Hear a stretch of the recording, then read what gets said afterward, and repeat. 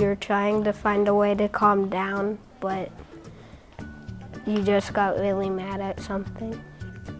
Because if we get strong emotions and we do actions instead of words, we'll get in big trouble. We were learning our self-talk, like it's what we use to teach us to how we can calm down and teach others to calm down.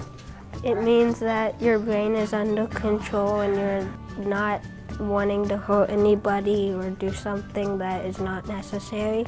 It's okay, I don't have to be mad. It was only an accident. So when we're older, we can control it without having to have a teacher or a parent around. You make yourself feel good and not use those actions. I would tell myself, I probably shouldn't do this. I should think before I do this. Because I could get in serious trouble. Because you'll get in big trouble or you might clip down.